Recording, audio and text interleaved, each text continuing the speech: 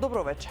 Македонскиот премиер Христијан Мицкоски и неговиот хрватски колега Андреј Пленковиќ подпишаа договор за стратешка соработка помеѓу двете земји, со кој, како што оценија двајцата лидери, се продлабочуваат и без тоа добрите и пријателски односи меѓу двете земји, а со договорот ќе се овозможи уште поинтензивна соработка во повеќе стратешки сектори, како што се транспортот, енергетиката, индустријата, производството, здравството, образованието, јавната безбедност, цивилната заштита и одбраната.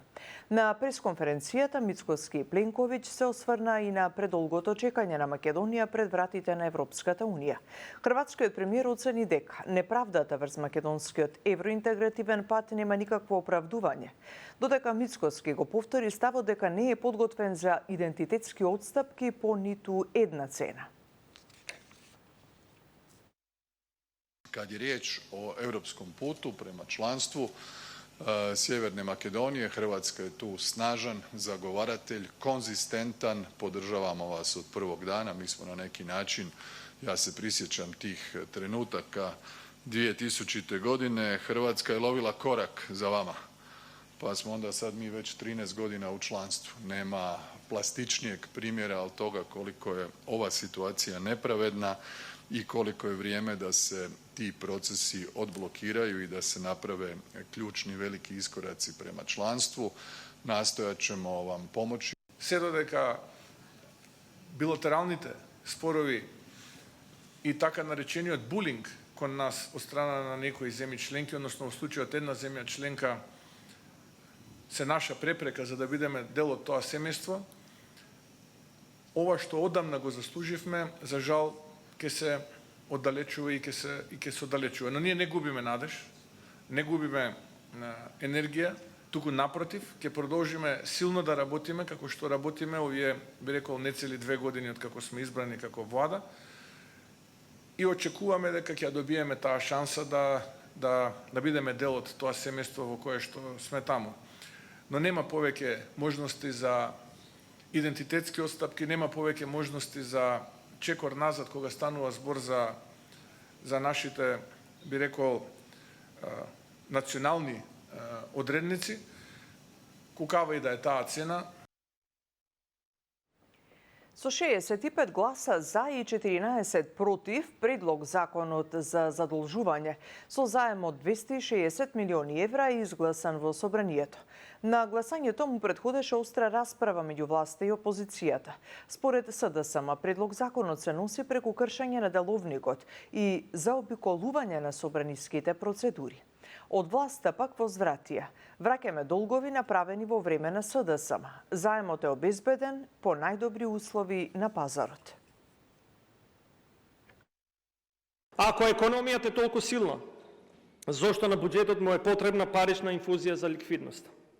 Одговорот е затоа што за триумфалната риторика стои исцрпена фискална позиција. Владата бараше 30 милиони евра, 300 милиони евра, а договорила само 260 милиони евра. Ниту еден нов генериран долг на оваа влада не е направен, а да не се санираат стари долгови земени од претходната влада. Тука почитувана јавност имам неколку диаграми во кои што вие можете да ги видите истиковито долговите кои што оваа влада, кои што овој народ треба да ги врати затоа што некој претходно ги зел. Од ноќеска на полнок за половина денар се зголемуваат цените на бензините Евросупер 95 и 98 октани, додека цената на дизелот останува иста. Со новата одлука на Регулаторната комисија за енергетика, литар бензин 95 октани од полнок ќе се продава по цена од 87,5 денари. 98 октани ќе изнесува 89,5 денари за литар, додека дизелот ќе се продава по цена од 92 денари. Во просек, со последната одлука на Регулаторната комисија за енергетика, цените се зголемуваат за 0,46%. Во меѓувреме на сила се мерките за намалени акцизи на дериватите кои важат до 1 јуни, како и повластената стапка на ДДВ од 10% за бензините. Ако председателот на Влен Изет Меджити ги повика студентите албанци во Македонија да не протестираат, туку да слават, бидејќи како што оцени наскоро ќе го добијат правото да полагаат правосуден на мајчин јазик. Ги поздравам студентите и мислам дека ова е заедничка победа и треба да славиме. Нема потреба за протести, нема веќе кауза, мислам, нема причина и потреба да протестираат. Заедно треба да прославиме за победата, дека после 25 години ќе можат да правосудниот испит да го полагаат на албански јазик. Таму се мали корекции, значи мали измени во законот и така да нема да се влече тоа за правосудниот испит. Последниот инцидент со свлечиштето на градилиште кај католичка црква оди под лупа на обвинителството. По констатираното оштетување на коловозот, тротарската површина, канализационата мрежа и уличното осветлување, но и низа неправилности во однос на изведбата на објектот, Општина Центар информира дека ќе побара и одземање на лиценците на одговорните, вклучени во изградбата. Маја Стојановска. Најстроги санкции, одземање на лиценци и пријави до надлежните институции. Ова се дел од мерките што ги презела Општина Центар по инцидентот на булеварот Теодоси Гологанов во близина на католичката црква, каде при ископ за изведба на зграда се појави свлечиште, што оштети дел од коловозот и тротоарот, канализацијската мрежа и уличното осветлување. Местото е обезбедено со предупредувачки ленти.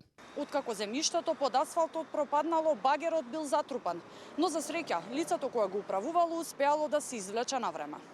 Изведувач на објектот е компанијата Конструкциони Инвест Дуел Тетово, додека за надзор било одговорна компанијата Хигах Конструктион Дуел Гостивар. Низа неправилности при изведбата на објектот покажал извршениот увид од инспекцијските служби од Општина Центар, Министерството за внатрешни работи, Државниот градежен инспекторат и секторот за урбанизам, пошто градоначалникот Горан Герасимовски најави најстроги законски казни. Од страна на градежниот инспектор на Општина Центар ќе биде побарано одземање на лиценците на одговорните лица вклучени во изградбата, а Општина Центар ќе побара и утврдување одговорност од надзорот и изведувачот на објектот поради несоодветно и несовесно постапување, согласно законските прописи. За случајот ќе следуваат и соодветни пријави и постапки пред сите надлежни институции. Велат од Општина Центар и додаваат дека за случајот го информирале и јавното обвинителство, кое ќе проверува дали има кривично дело. На терен излегува и професори од градежниот факултет за да изготват стручна експертиза за состојбата и можните ризици.